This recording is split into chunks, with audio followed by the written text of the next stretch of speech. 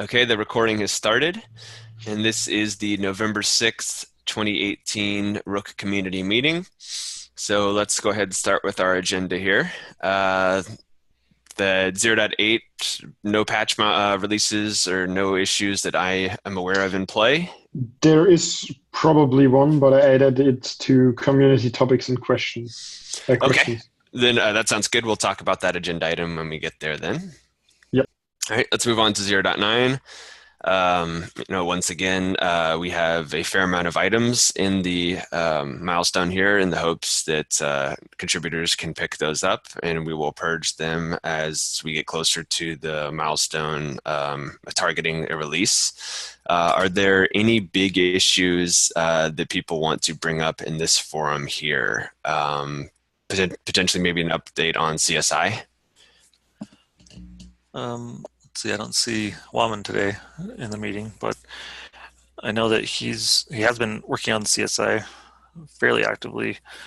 I think before we really declare it done, there's some integration to be done. CSI, some instructions were written up. I don't think that PR merged yet, or did it, for documentation on how to use it.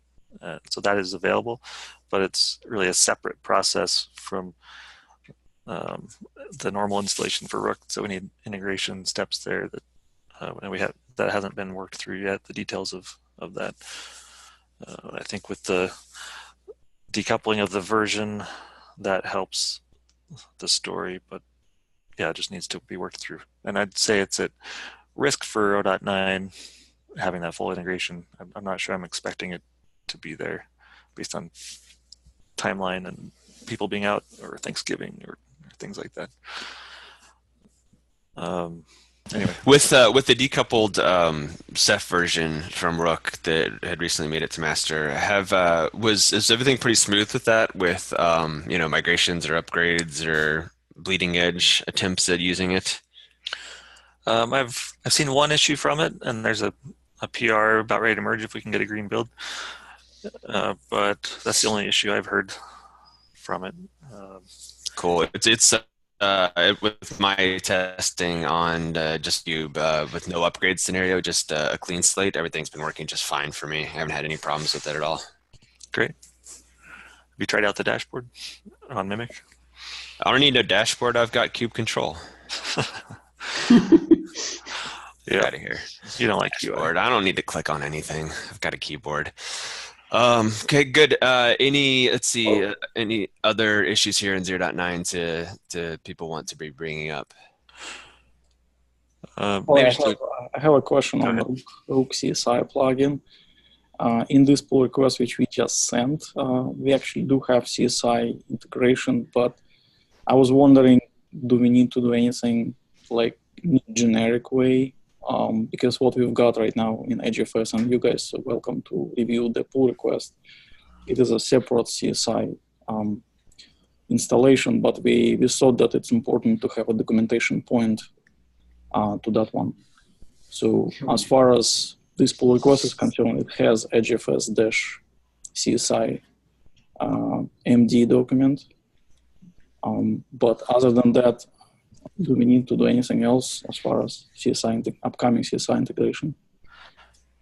Yeah, I think, Dimitri, that we're going to kind of have a better understanding once we have the ability or get to take the time to look at that pull request. But the original thinking, I believe, so far has largely been that CSI plugins are going to be storage provider specific, and there's probably not going to be much overlap in terms of experience there. If there's some reuse or commonality that can work, that can be in a common place in the Rook repo that could be reused, that'd be great. I don't know what that would be yet, but I have a feeling that the CSI plugins are kind of going to be across storage providers are going to be somewhat isolated from each other.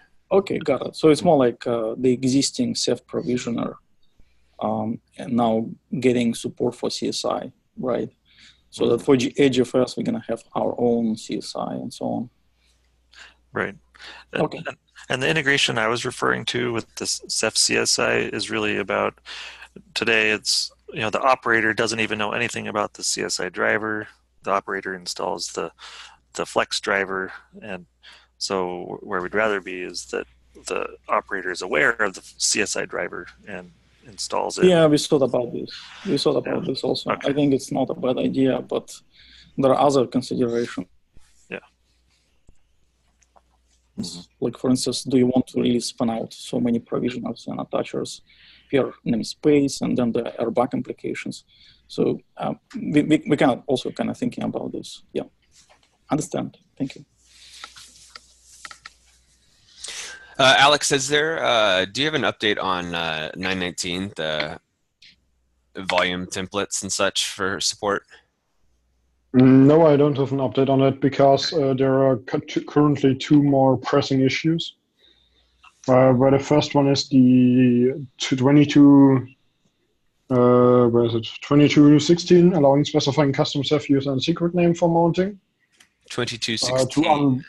Is that the issue or a pull request? No, oh, okay. Pull request. Is that for 2164? Yeah. Gotcha.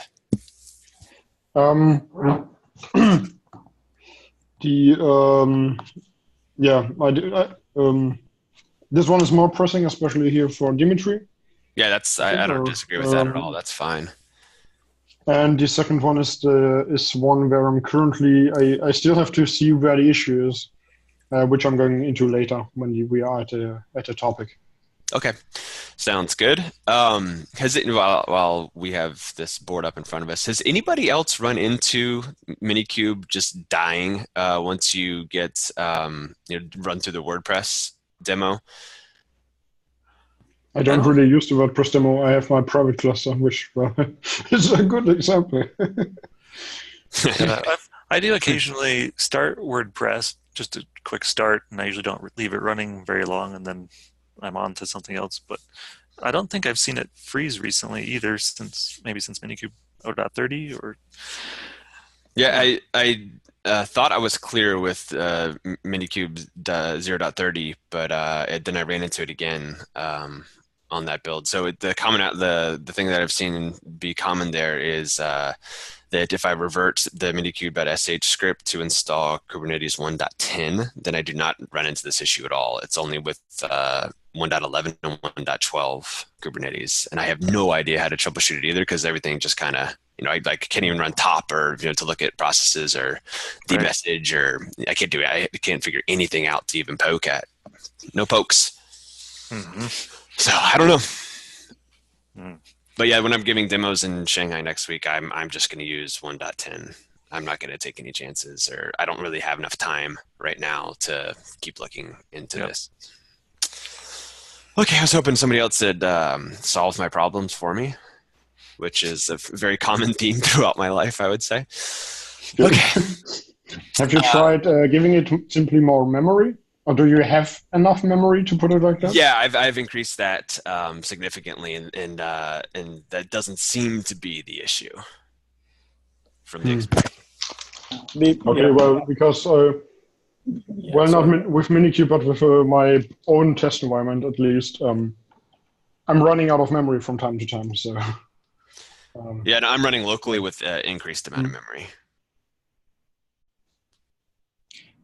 Like, is this issue related just to WordPress and MySQL demos, or is it just like any attempt to do use of the right after deployment? You see the problem with Minikube. Maybe it's Minikube specific.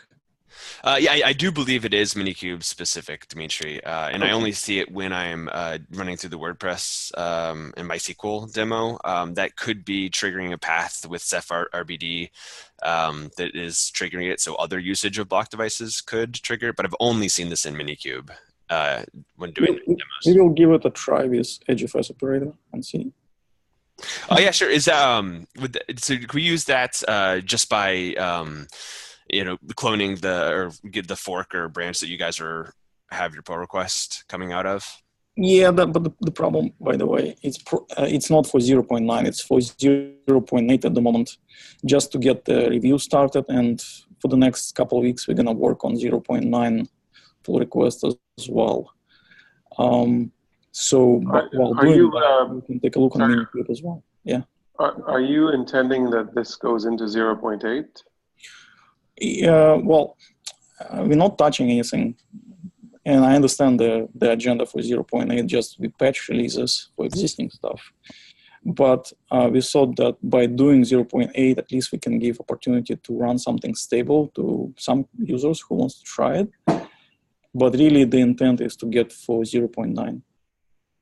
Yeah, so it would be good to see this on master first. Yeah, absolutely, especially with the versioning support, which I'm particularly very excited you guys did. Cool. Nice to see this all come together, Dmitry. Great. Yeah, absolutely. Thank you.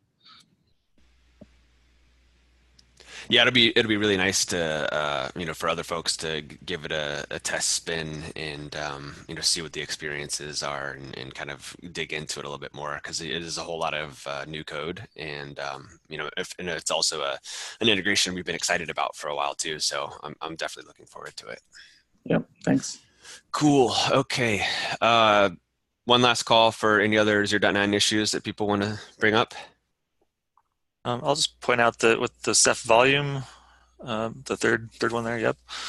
I have a working prototype, and I'm now stabilizing it, and hope to open a PR today. It might still be a work in progress PR before I take off tomorrow, but something is working there at least. Give us something to look at, Trace. Create a PR now. Now? Yeah, I don't want to keep you waiting until after I get back. Do you, so when you're traveling, Travis, is there other folks on the Red Hat team that will be good contacts or can kind of fill in some of your roles and responsibilities, or is there a plan for that? I'd say, same people you can ping, Dan or Waman and Sebastian Hahn or Wagner. We've been talking a lot too in orchestration meetings. Anyway, I don't have any new contact information though for you. Cool. That's fine. Is a curiosity really. Mm-hmm. Okay. Let's let's check, move on to the next topic, I guess. So Dmitry, the floor is yours for talking about the EdgeFS integration. Okay, sounds good. If you guys can bring up the pull request, I can really just walk you through a little bit, like a few minutes.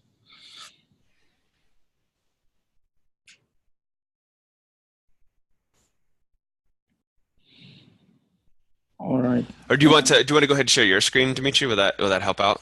No, it's okay. I mean, if you can just walk through the change set, I guess, a little bit. Yeah. So what we've done, and this is probably enough. That's first picture. If you load diff. Okay. So what we've done so far is we've grabbed existing Ceph. Yeah, there we go. And we essentially added, we tried to reuse as much code as possible. Like for instance, we're using discovery daemon sets to gather the information about the disks. And then we added some additional features. As you see in our CRDs, we tried to keep existing parameters as is in our CRDs. Like for instance, data dir host path is the same name, same idea. We added more. Like for instance, if you scroll down a little bit,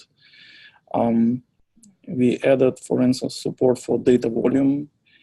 Internally, we're actually using stateful set. So we decided not to go with our own management. And obviously, this will cut a little bit on the number, on the Kubernetes version we require. We need 11 and higher. But with that, we give ability to manage EdgeFS with just stateful set. Yet we're preparing, obviously, through CRD, all the necessary pieces, like data volume, for instance, we've provided it can be an alternative, which makes sense for the data set. To be attached in case of stateful set.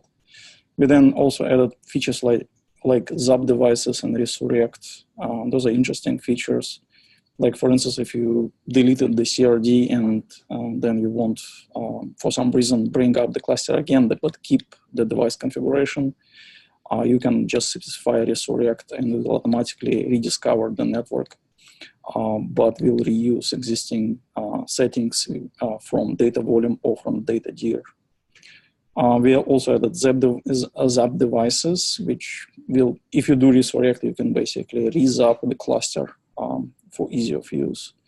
Then additionally, if you scroll down specifically to storage configuration, so like in this one, it changed a lot comparing to CF, obviously, because we do things a little bit different. But essentially, what you can see here, we added dynamic mechanism of detecting SSDs and HDDs installed. Like for instance, if you have a proportion of 4 HDDs and let's say 1 SSD, it will be automatically detected and the pair on a target will be automatically built. In addition to raw disks, similar to Ceph, Blue Store, we also provide a capability just only be specified at the cluster level. They cannot be, be overridden at the node level due to the use of the stateful sets. This is not the case for the raw disks. And yeah, the placement is pretty much the same. We have not changed much. Obviously, because we're using stateful sets, in terms of for us to properly select which node needs to be selected or not, we're using labels essentially. So our operator automatically sets up the labels on the nodes of selection of the user's choice. And those labels then is correlated with when the stateful set is starting up. That works beautifully, actually. And once we deleting the CRD, we then, prior to finalizer gets removed, we deleting the labels. That works well as well. So like this, for instance, CRD starts MGR, which is the manager. It provides gRPC and integration with the CSI. Additionally, it provides Prometheus for the dashboard. And in the future, we're going to add some support for the GUI, which we have. So that's pretty much it. Then if you go back, there are other CRDs over there. I can talk about those a little bit. And then I can answer the question. So if you scroll up a little bit. Yeah, there. So what we currently have in this pull request is just NFS. So there is a document called EdgeFS, NFS CRD. If you go to that one, I can quickly show you what it is. There. Right, so it's a very simple one, but it has awareness of the namespaces which EdgeFS provides. EdgeFS is capable of spanning across multiple data centers and connecting different buckets together in a transparent way. And also it's multi-tenant, so you can basically specify the service name, which needs to be the same as the CRD name. This NFS01 has to match the name of the service definition in the cluster. So if you scroll down a little bit, there is a little documentation how to do it. Like for instance, in this case, there is an example of creating 2 tenants, Pepsi and Cola, and setting up 2 NFS services using Rook. And once this is set up, then CSI can be connected, and the CRDs looks like that. So we, for instance, did not care about kind of creating, hard-coded static volumes here, because in case of CSI, you can then define how do you want to provision those exports. It can be, for instance, dynamic, in which case the buckets will be dynamically created and destroyed, depends on the pod availability. So we decided basically keep it simple. Over time, we're going to add more parameters, but at the moment, just NFS. We're going to be adding more CRDs. the other two CRDs which we're definitely gonna have is S3 and ISGW, which is S3 is S3, and ISGW intersegment gateway to connect multiple data centers together. This will come in a couple of weeks and hopefully gonna be in a pull request for 0.9. So that's basically it. If you guys have questions, I can gladly. Dmitry, one thing that would help the review of this is all great, by the way. You guys spent quite a bit of time on this. Is potentially breaking up into multiple commits and optimizing for readability. Yep. So maybe put all the docs in a commit, all the generated code in a separate commit, the actual code for EdgeFS operator in another commit, so that because it's a big change, it's likely going to take much longer to review this. But if it's broken up into smaller pieces and, kind of as a sequence of things, it might help the review of this. Yeah, so if I understand correctly, so let's break this into the documentation and functional code changes, correct? Yeah, I mean, you could do two-way or three-way. You could say documentation, code changes, and then separately the generated code can go in a separate commit. Okay. I think we can do. Don't forget, it's not final. Also, I mean, it's just we can understand. Idea 0.9 will have additional commits, and those, but we will absolutely, it's a good idea. We're gonna restructure that. Yeah, Dmitry, I just sent to the chat a link to the Cockroach DB initial pull request. I'll pull it over here to the screen too. And this might be a good example of what Bassam was talking about, of how the commits are broken up into functional areas, like the integration tests and the documentation and the operator and controller and the APIs, the CRDs. So this might be a good model to follow that helps the readability of the pull request by separating out each commit into a functional area. Got it. Easy. We're gonna restructure right after the call. No worries. Awesome. Thank you. Yeah, and if you lose that link, just ping me on Slack or whatever, and I'll be happy to send that to you. Sure, thanks. Alrighty. Dmitry, does that? Yeah, and by the way, too, I want to make a note too that this effort here looks like it's very thorough, and it looks like there's a lot of attention to the detail there, and kind of fleshing things out pretty far. So I'm definitely impressed with it, and I think looks like a really solid effort from your team. So definitely thank you very much. Yeah, lots of thanks to Anton for a lot of work he's done. So, awesome. Nice work, guys. Yeah, really good stuff. Dmitry, does that cover both of your agenda items here? Well, the second proposal is more like. I see that. Yeah, you're right. Okay, sorry, go ahead. It's more like really quick. If you go to the Rook page, right? Not this one, but in the GitHub, I was thinking. Oh, in GitHub. Okay. Yeah. My understanding is that the other page gets automatically generated, but if you go to the documentation now, if you navigate over there, then what we thought it would make sense is to restructure this page, because this page now, if you're kind of reading about this, you kind of don't understand. Oh, what is this? Is this like, how can I do block? Well, I can do block in different ways. How, like not just Ceph, right? How can I do object, not just Ceph? Can be min.io. So my thought here, okay, as we're building a truly backend independent orchestration here, it's better not to confuse users when they're reading through this. Restructuring the whole thing, there is one of the things I have planned when I'm finally done with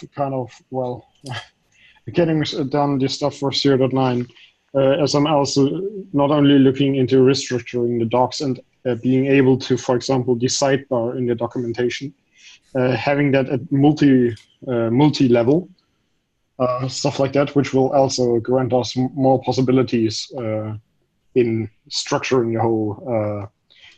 the whole documentation there. Yeah, awesome. Do we have do we have an issue for that on 0.9, or what is it going to be? At least, if I would do it as I at least right now have in mind, I don't think there's an issue, to put it like that. But I don't think I would be able to get it into 0.9, because we could, it may sound a bit weird, but I think if we could get a dummy commit into the release branch of 0.9, we could re-trigger the generation of the documentation for 0.9 if it's in master, or well, if the documentation null site has been updated. Because those are basically kind of two different repositories, where the first one is the, well, Rook repository, where we will keep the documentation, and the second one is the rook.github.io repository, in which the actual templates and styles for the homepage are made. Yeah, I understand. Yeah, which I'm automatically generated. I have some plans for that. I haven't been able to write them down or something. I have it on my mind. I want to have the page looking much better, much more inviting, and especially on the focus with the new upcoming storage providers, much more focused on kind of like a bit going into the Kubernetes documentation there, where it's like, hey, kind of, what do you want? Like, do you want Ceph, or do you want this? Or, you know, like, it's really showing you the possibilities in the end of what you want to look at. Yeah, I definitely think there are some. There's a intermediate step, a baby step that can be done here to that kind of exactly what Dimitri was pointing out. That you come to the homepage here, and block object and shared file system point directly to Ceph things specifically, and having that be more agnostic, or pointing to other storage providers as well, and having them be on this main landing page here. That can be done without the more difficult structural navigational changes that the rook.github.io site would require. And I think that we were tracking that in 1802 here, so we do have an issue open for that. Awesome. Oh yeah. Yeah. On a related note, would you mind assigning it to something on the main page, right? The rook.io page is still really geared towards Ceph, or hasn't been updated since we've added more back. I think rook.io, we've been talking about that need for a long time. I think that it's still like the original messaging from when we originally took the repo public. So there's some absolute updating that needs to be done there still. There have been slight changes by me. If I just want to note to put them out there, because, for example, if you click on, could you go to rook.io? Go to the main page. Oh, yeah. No. If you click on docs, this is one of the changes we added already. It's kind of that you get to the latest tagged version documentation, and not as it was previously to master. And if you switch to master, could you switch? You get this big red box, which I think prevented a good amount of people to use master. Yeah, I think that had a real impact, didn't it, Alex? Yes. Yes, because that was a great change. I really supported that.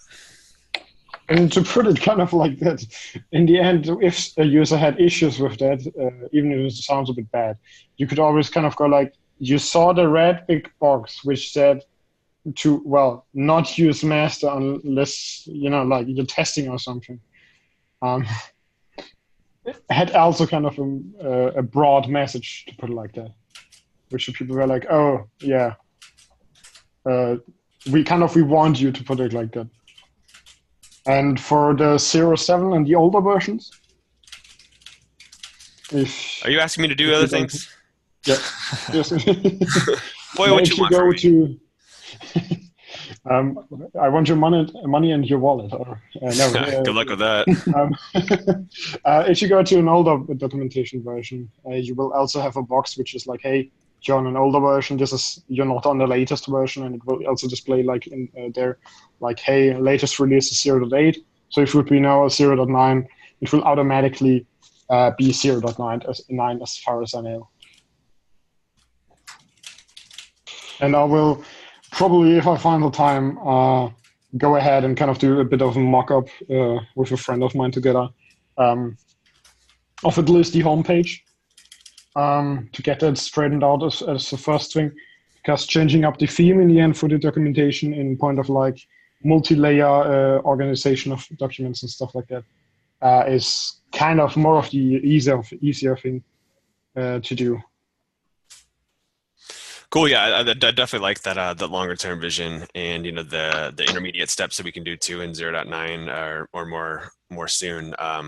Makes tons of sense to me. Dimitri, I wouldn't even be opposed to kind of as part of the Nexenta initial pull request here to potentially making some updates to these links and maybe making it a little bit more friendly as part of that pull request is not entirely out of the question for me, honestly.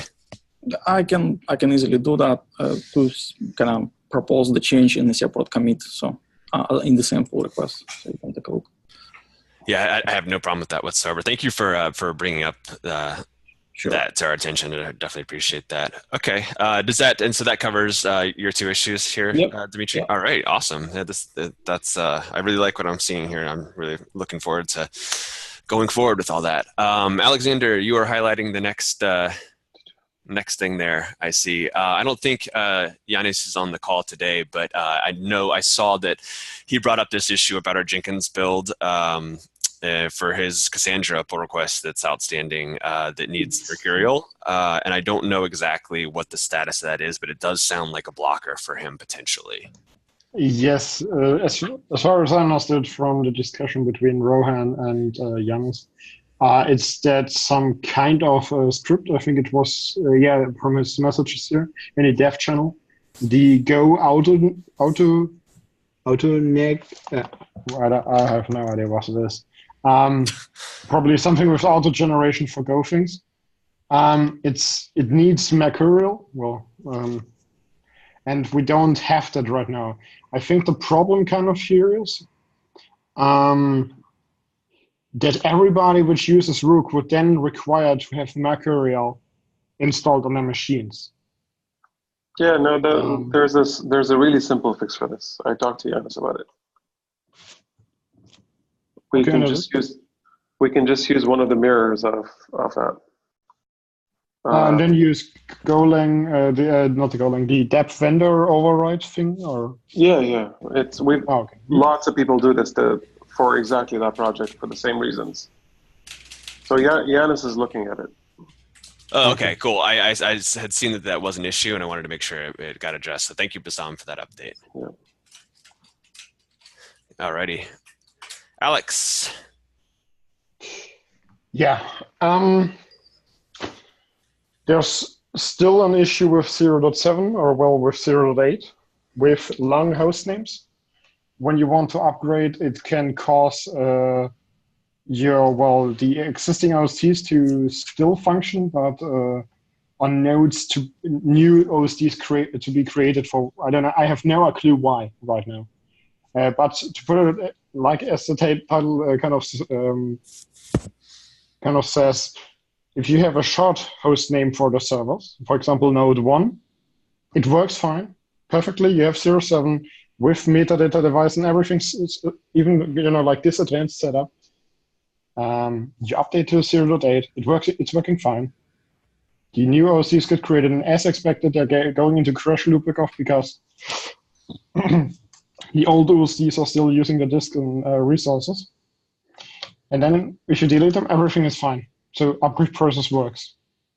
But if you have a long host name, like I think, I'm not sure how many chars it was, but like 30 or 50 or something, the upgrade will fail.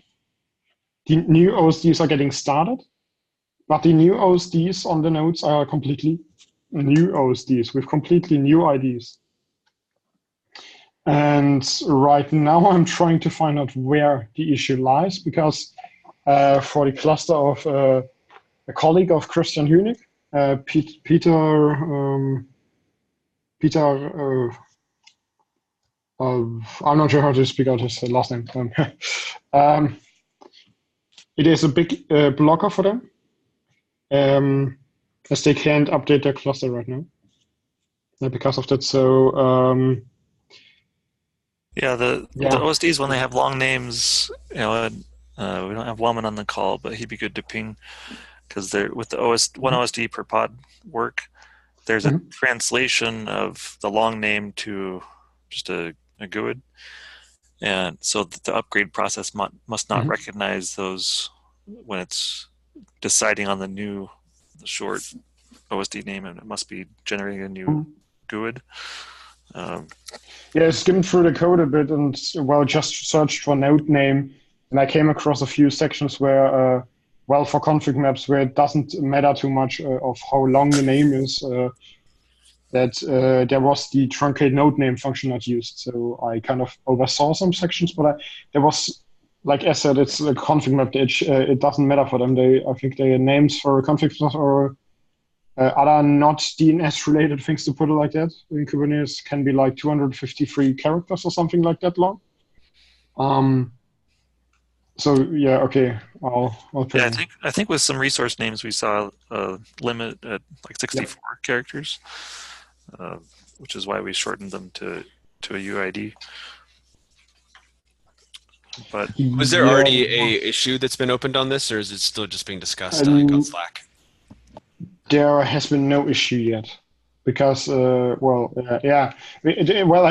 looked into the issue 2 weeks, and while just I think yesterday sitting there again for 2 hours trying to debug it, I was like, well, what is the big difference between Minikube and your cluster right now, or well, my multi-node environment? Well, the node name. So I just went ahead, changed the node names, and then it basically broke completely. So, went haywire on the OSDs there. So that was the first time I saw that it's broken. Or I knew that it is broken not only in their cluster, but in some other cases. And I was able to reproduce it, like, I think, 100% of the time. Yeah, it's pretty easy to reproduce. You can set the host name label to anything you want, and that's what we pick up on and what Kubernetes uses for node labels. So yeah, if that's blocking the upgrade, then yeah, if we can get an issue on it, and if you can ping Waman, that'd be great. Yeah, definitely. That sounds good to me too. That capturing what we know so far into an issue, so we have that for persisting it and discussion on it. That sounds good to me. Yep, thanks for bringing this up, Alex. Producers with long host name. Okay. Alrighty, Travis. Disable recursive FS group and SE Linux relabeling. Yep. Yeah, we've had a couple of people with larger data sets that hit this issue where when the mount happens after the mount with the flex driver on the Kubernetes side of that mount, it does a recursive traversal of all the files and sets the FS group and basically the ownership and the SE Linux relabeling, and it takes a long time to attach. So all the comments that was slowing down the dynamic provisioning or the attach operation. Is that what you're saying? Yeah. Okay. For large data sets, it'll certainly slow it down. So it seems like from everybody's comments, I wasn't sure, like, well, if we disable it, there is a way to disable it with the flex drivers, and it's kind of a global setting for the flex driver, so it would affect block and file. And it seems like the right thing to just go ahead and disable it, and we just set it at the top level using the same code that Kubernetes has to do it, but not recursively. So there's this PR, and then the other one, they're really closely related, just different attributes really that we need to set.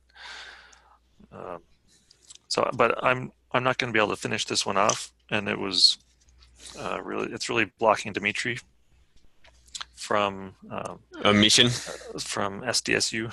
Yeah. Yep. Oh, UCSD, buddy, get it right. Sorry. So if somebody could take this over, I don't know, Alex, if you were kind of looking at this before, maybe if you have any bandwidth. I feel like it's close, but I was looking at it. 2259. Yeah. I'm unable to test it, but I can take a look. Yeah. 2259 word. 59. Yeah. So I'll add my repro steps in there too that I was using, and yeah. But if you can take a look at that, Alex, that'd be great. Capturing the repro steps and the issues is always a good idea, I think. I think that we may have this issue already some longer time then. How long does it take for the mount to happen, Dimitri? Different Dimitri. It's Oh, Yeah, it's the sorry, sorry. supercomputer center, Dimitri. Yeah, he's saying like 15 minutes for an attach and something really long. Okay, then I may have also experienced this with my data sets on file system, but I was kind of like, well, as I'm running desktop hardware, basically, I was like, well, my hardware probably. So, my kind of original question right now was, are we having enough intention on the original, or well, not the original, but the Kubernetes issue, the 69699? Good one. Mm-hmm. If you scroll a bit further down, just a bit there. That link. Yeah, the comments on that one are around. I don't know.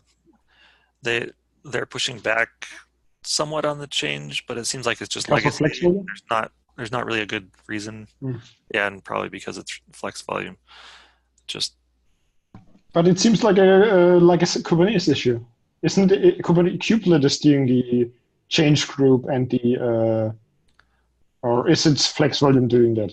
As far as I understand, kubelet is doing the recursive CH group and SE Linux relabeling, isn't that? Yeah. Am I wrong with that? And that's what this issue is about. It's about changing that so they don't do that. But anyway, they haven't. Well, I guess this issue is only 26 days old.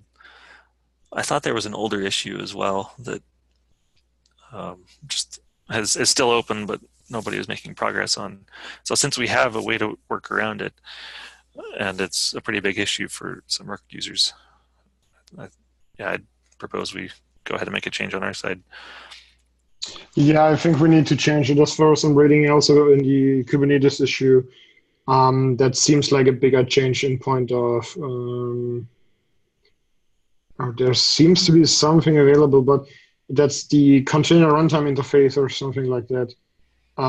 Does not apply the SE Linux stuff, but the container runtime does, which kind of boils it down to, well, the FS group thing being being probably a thing we can fix, but the SE Linux thing, we would need to look into that if that also is fixed by Rook doing it. Mm-hmm. Yeah, in the I think it was in the first PR. I forget who opened that. He said that fixed it for him. The recursive. Or wait, yeah, this one. We'll have to see. Or the other one. Just some thoughts about that. Anyone have some some connections to SIG storage or something? Yeah, I know Wallman has a good connection there, and I tried tagging Wallman to take a look at this, and I haven't seen a response yet, so I'll try and poke him today too. Okay, thanks. All right, Travis, does that cover then the discussion you wanted to have for these items? Yeah.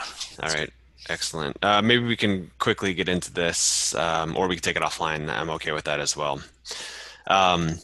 I think there were two outstanding. So from my effort recently to walk through our demos and make sure all the storage providers are working, I ran into a couple of issues on Minikube, and I'm attempting to address them with this pull request. I think the two outstanding things that we would maybe want to address or talk about is should a port be exposed or configurable by the user in the Minio spec in the first place, which Alex brought that up, and I kind of am in potential agreement that it doesn't really serve any purpose since it's just an internal thing for them to talk amongst themselves, and the service that is exposed for the user or client to connect to is unaffected by that. So it seems like kind of a configuration knob that doesn't even need to be exposed in the first place. And then the other question is about upgrade support, I believe. Is that right? Oh, yeah. Sorry. About... you wrote it down. Yeah, I did. Thank God, because I don't have a good memory. Is about exposing clustered domain at all. So, Alex, you said that you had some more insight into all this stuff here in my response here about exposing the clustered domain at all, or why Minio needs it. Yeah, I am currently assuming, or the other word, not assuming, like I'm thinking that the problem is related to Alpine Linux being used by Minio. For the what being used by Minio? Alpine Linux. Oh, Alpine. Oh. Yeah, I hadn't had time to verify my theory right now. But I'm believing that as there were previously issues with muscle library, which is by the way, it's a replacement for glibc basically. They had not really. They don't really. The muscle library doesn't really have support for search parameter in the resolve conf, I think, or they said they added it, but like a good amount of users are still reporting that issue. And to make it sound, to at least for I think Alpine 3.5, 3.6 or something around it, or even a bit earlier. At least for my images that I used till then, I had to switch to something like Debian, which uses glibc. I think there's even Alpine with glibc or something, but I don't know. It's and DNS, to put it like that, began to work magically as it should, because I think in my comment I have captured a kind of what normally should be able to be done with the DNS if you scroll a bit higher. And this is from a normal Debian or Ubuntu. It's a glibc container, to put it like that. So if you could have the time, Jared, to start up a MinIO instance on Kubernetes, well, two pods basically, and start both as simple Ubuntu containers, and then download the MinIO binary, or simply use host to do a lookup. Because if that works, then I kind of have my confirmation for the theory. If it's also kind of broken in, if it's also broken in the original MinIO image. But as I said, I haven't had the time to verify the theory. It's just as there have been issues with Alpine and DNS in point of the resolve conf and the search parameter, which is used in that case. Yeah. So I could follow up on that. Yeah. Do we think that it's in general not a good idea to expose a configuration option for if there's a custom cluster domain in the the Rook network specs? Are we against doing that? Quickly a point for that, as I wrote in my comment, I don't think there's really a Kubernetes API for that. As well, you normally have exactly those search parameters that you don't need it. And I think it's even a bad practice, which is considered bad to use because, if you go to another cluster and it has something different than cluster.local, you're basically screwed and have to change it everywhere where you have it. So I don't think I follow that. I don't think I follow that point. Like if it's a specific option that you're setting in the CRD that you're using on a cluster, if you went somewhere else and it had a different one, you would use a different value, right? Yeah, but you need to know the value. Well, then you have to. Well, the only value only changes because the admin set it, right? Yeah, but as I said, there isn't really, the user normally doesn't really know about that. This is normally an option the admin sets, and nobody ever wonders again about it, unless they use an address with cluster.local. So maybe we could take this offline, but one last question I think is, so what do you think would be ideal for fixing this soon? If Minio does have a problem with DNS resolution or using search parameters and such in resolve.conf, what do you think would be the right thing to do?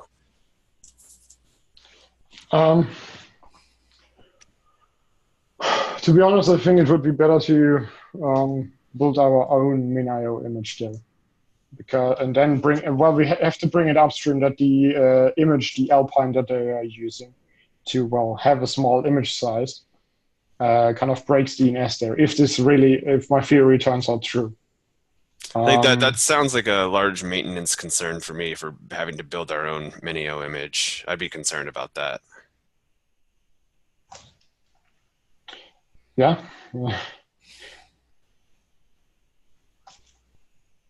Travis, did you have an opinion on this?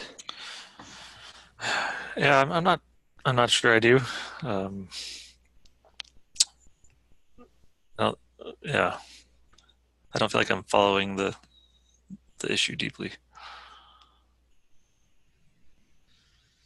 Okay, Alex and I will keep following up. But either way, I am not going to give a demo in Shanghai that's broken. So I'm going to do something about this, whether or not it's a local change only, and I don't push these changes into the Rook repo. I'm not going to give a broken demo.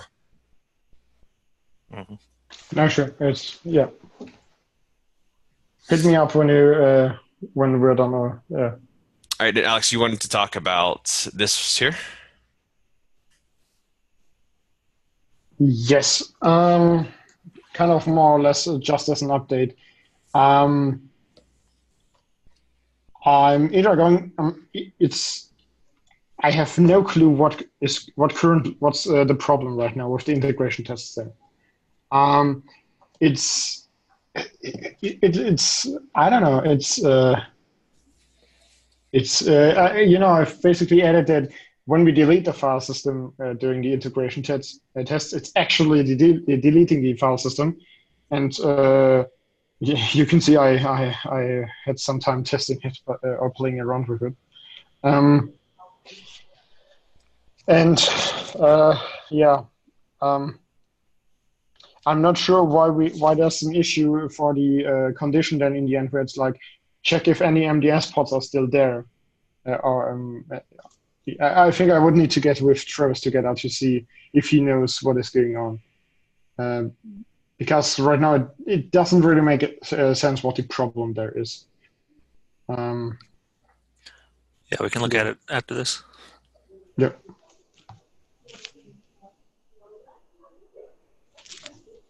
Alrighty, so that was all the items that we had on the agenda for today. Any last call for any other agenda items for discussion that are not on the agenda? Just a quick, I guess, time check for the release. So we're talking about basically the end of November, having the 0.9 release as our target to give only a few days wiggle room before KubeCon, right? So just to be clear, that's where we still are. I think we're coming down to maybe at the next meeting we need to really clean up the 0.9 board for what's realistic. Yeah, and we could also take the maintainers could take a pass at that as well offline, so that the meeting, yeah, we take care of that and then kind of review with the state of it during the community meeting. That's one option. Yeah, that sounds good. Yep. Alrighty, I will go ahead and stop the recording. Mm-hmm.